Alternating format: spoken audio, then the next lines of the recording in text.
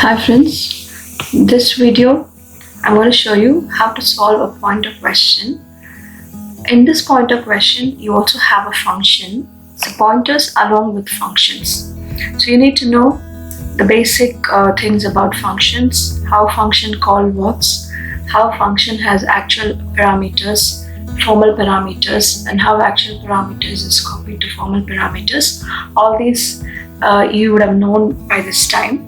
So with that idea, we'll just get into this question. So here if you see this question, you have a function definition called disp score, which has two parameters, and these two are the formal parameters, and it has its own set of statements.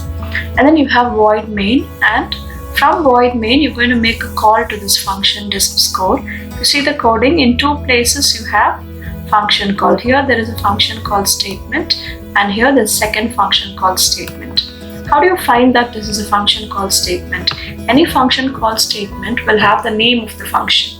So the name of the function is disp score, and you can pass some arguments which matches the parameters given, and a semicolon should be given, and so from that you can find out that it's a function call. And here in the first line we have a declaration statements where I have declared a pointer and an array. This array is an uninitialized array. How do I say that it's uninitialized? If you see the bracket, there is no number which is given, which means it is unsized. Why it is unsized? Because when you initialize whatever values, whatever array elements you're giving here, accordingly the size of the array will be fixed by the compiler. So here, since the number of element is 4, my array size becomes 4. That is the use of unsized array. If you are not very sure about number of elements, you can always go for unsized array. So coming to this program, the first line we have pointer declaration, and here I have declared a pointer, and in the second line the array score is assigned to my pointer, which means my score, the name of the array, points to the first index number, and I have assigned that array to my pointer. So which means my pointer is going to point to my first index number, which is 0. And in the third line I have a function call, and I'm passing two parameters here. Score is an array and 2 is a number, integer value, which I'm going to pass to my function. So once this line is executed, the control will be transferred to the function call. So which means this part of the coding is going to be executed right now. So here the score will be copied to the new variable which is defined in my function. So I have to give it some equivalent variable which matches the actual parameters. So since score is an array, I have defined here again another unsized array with a different name. So this whole array will be copied to this S of unsized array. And also I am passing 2 from here, from a main program. So 2 will be copied to n. So n value becomes 2 right now. So this array is getting another new name called yes. Now we have a for loop. In for loop I have a variable called count, which has been initialized to 0. And also I'm checking a condition whether it is less than n. We know what is the value of n. N is 2. So you check the condition, 0 is less than 2 becomes true. So you can just execute the statement. So see out yes of count. So count value is 0. So when I say s of 0 is what? 10. So in my output screen, value 10 will be printed. So 10 followed by 10, I have a hash which has been given in the cout statement. So a hash will be printed followed by 10. And then again the for loop will be continued. This statement will not be executed because this is not part of my for loop. Why and how do we say that? Because for loop, if it is not given, if it is not coming with curly braces, only one line of statement will be taken into account. If I'm going to attach more than one line, which means I have to give open curly braces and closed curly braces here. So since curly braces are not given here, which means by default for loop will take only one line of statement into its iteration. So this line will not come inside my for loop, only this statement will be executed.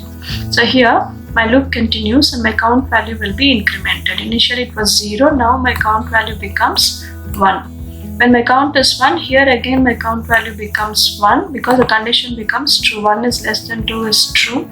So this line will be executed. So now my count value is 1. So S of 1. If you check S of 1 value is 5. So 5 will be printed in the output screen and hash will also be printed. Okay. So next again I have to increment my count. When I increment my count becomes 2. 2 is less than 2, the condition becomes false. And then it comes out of the for loop. Then the next line is cout endl, which means in my main program, whatever cout statements I have, those cout statements will be printed in the new line. So with this, my function definition execution will be over. Again, control comes back to my main program. So in this for loop, again I have a count value which is initialized to 0 and a condition and also an increment statement. So if you see the first line, you're printing start point. Start point, we need to check where our pointer is pointing to. So right now my pointer is pointing to index number 0. So which means the value in that index number 0 is dereferenced start point. So hence here in the output screen, I'm going to get 10 and a colon.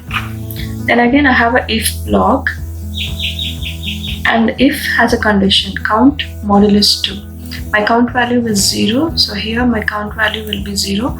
0 modulus 2 will be true because when you divide 0 by 2, you're going to get remainder as 0. 2 zeros are 0, so remainder will be 0. So condition becomes true, and I have a point plus plus statement here. In my previous example also we have seen whenever we have a pointer variable with post increment, it always changes the pointer's location.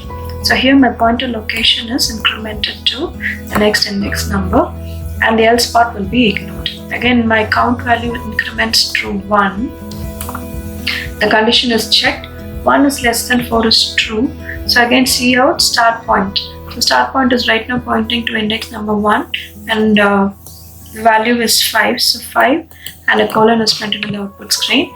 Now here my count value becomes 1. So 1 modulus 2, you're going to get condition as false. So hence the else part will be executed. In the else part, start point plus equal to 10 is given. When you expand this, start point is equals to start point plus 10. So which means whichever index number my pointer is pointing, that value will be added with plus. So here right now my pointer is pointing to 5, so 5 plus 10, here the value will be changing to 15. Okay, and then I have a point plus plus statement. So point plus plus statement increments the pointer to the next location. Again my loop continues. Now my count value is incremented to 2. 2 is less than 4 is true. So this line is executed. Cout start point. Start point is right now pointing to index number 2. The value is 20. So 20 will be printed in the output screen and a colon will be printed. Then again check the condition. Here my the count value is 2. So 2 modulus 2 is equal to 0. Condition becomes true. When condition is true, just increment the pointer to the next location. Point plus plus. Else part is ignored. Again increment the count value. Count value becomes 3. When it is 3, this condition becomes true. 3 is less than 4 is true. To again cout start point. So start point is currently pointing to index number 3. So 15 is printed in the output screen and a colon is printed. Now check the condition here. Count becomes 3. 3 modulus 2. The condition becomes false. When it is false, the else part is executed. So in else part, pointer index number 3, value is 15. So plus 10 will be added to it. So 15 plus 10, you're going to get 25. And then point plus plus. Since there is no other element, point plus plus will not move the pointer. It just keeps the pointer there. And then the loop continues. The counter value becomes 4.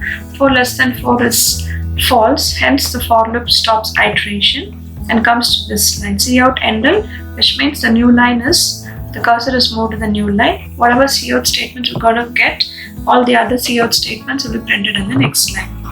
Then I have a function call here. So when the function call is executed, the control will be transferred from this to function definition. So I'm passing 2 arguments, score and 4. So here score is copied to S. So the new updated array will be copied to S and 4 will be copied to N. So if my N is 4, which means 4 times my loop is going to execute here. So which means all the 4 values will be printed. So count is initially 0. So when my count becomes 0, S of 0 is having 10. So in my output screen, 10 and hash will be printed. And then my count value is incremented to 1. 1 less than 4 condition is true. So here S of count 1 will be printed, which is 15. So again 15 hash will be printed in the output screen. And then I have my count value as 2 now. 2 less than 4 is true. So again S of 2, 20 will be printed. So 20 and a hash will be printed in the output screen. And then I have my count value as 3. So when it is 3, index number 3, so 25 and a hash will be printed in the output screen. Then the counter value is again incremented to 4. When 4 is less than 4, condition becomes false. When it is false, the loop stops iteration and comes to this line. So this line moves the cursor to the new line character, and then the function, the definition, stops its execution. So this will be the output of your functions and pointer question. So here I have 3 lines of outputs. If you check the marking scheme will always, in marking scheme, we'll be checking the placement of punctuators. Whatever symbols is given in your cout statement, the placement of symbols will be checked. If your answer is wrong, if you have correct placement of symbols, you will be getting half a mark for it. And in 3 line of statements, even if 1 line is correct, for that you will get half a mark. And if in the second line these 2 values are correct, these 2 values are wrong, then for that you will get half a mark. So split up marks is given. So if you're not very sure about the question also, please do attend the question. If you give the placements of symbols correctly, you will get half a mark for that. So do not miss any questions in your board exams, and please keep watching my videos. I'm going to discuss more questions according to more weightage, so which will be helpful for you to solve your board exams. Thank you and keep watching.